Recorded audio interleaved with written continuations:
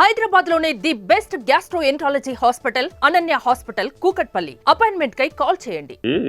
నాకు అనిపించేది ఒకటే అండి, ఇప్పుడు మనం తినే తిండి అదే, మనం లీడ్ చేసే అదే లైఫ్.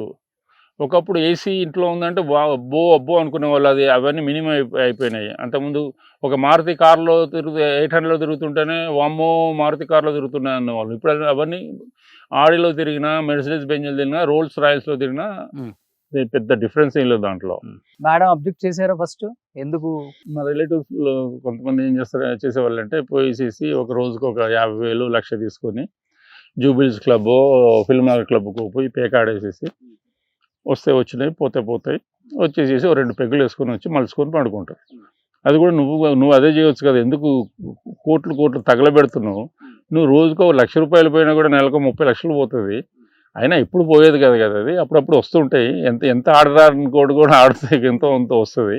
కొన్ని వాట్ ఎవర్ ఇట్ ఈస్ పోయేసేసి నువ్వు ఒక 2 పెగ్గులు తాగొచ్చి హ్యాపీగా రిలాక్స్గా ఉండు. ఎందుకు టెన్షన్ లేని తీసుకుంటావు? ఏంది, ఎంతకాలం బతుకుతావు నువ్వు? ఏంటిది ఇదంతా? అనవసరమైన శ్రమ పడుతున్నావు అని చెప్పేసి. What about kids? మా ఫస్ట్ డాక్టర్, ఈ ఫీల్డ్కి టచ్ లేదు. ఓకే. సెకండ్ డాటర్ని నేను ఫోర్స్ఫుల్గా ఆర్కిటెక్చర్లో జాయిన్ చేశాను.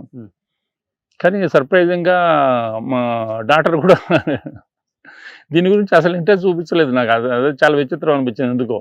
కానీ మా సన్కి కొంచెం బిజినెస్ BBA చదివించాను. ఇప్పుడు కొంచెం ఇంకా ట్యూన్ అవుతున్నాడు. ఇది ఓకే. సో మీదైతే ఇంకా పిల్లలకి రాలా, ముగ్గురికి రాకపోయినా ఇక్కడ వాళ్ళకి తప్పదు. ఇది నేను ఏం చేస్తున్నా అంటే వచ్చేసేసి, ఇప్పుడు నేను దీన్ని పెట్టిన డబ్బు ఇదే కాకుండా నా శ్రమ అదంతా ఉంది దీంట్లో. అది చాలా ఇంపార్టెంట్ సార్. దానికోసం అని చెప్పేసి ఏంటంటే, ఇప్పుడు నా సన్ నాకు రెస్పెక్ట్ చేస్తాడు. వచ్చేసి మా డాడీ సంపాదించాడు కాబట్టి దీన్ని ఏం అమ్మొద్దు అని అనుకుంటాడు.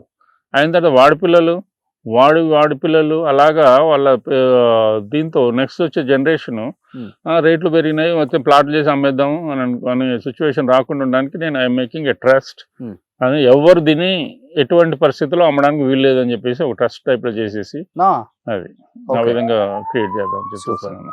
సో ఇప్పుడు ఇవి చైర్స్ టైప్ ఉన్నాయి కదా సార్, మీరు అన్నట్లు పెద్ద పెద్ద ఇళ్లలో ఫర్నిచర్ అక్కడి నుంచి ఇక్కడి నుంచి తెప్పిస్తారు. బట్ ఇలాంటివి పెట్టుకుంటే చాలా బాగుంటాయి కదా.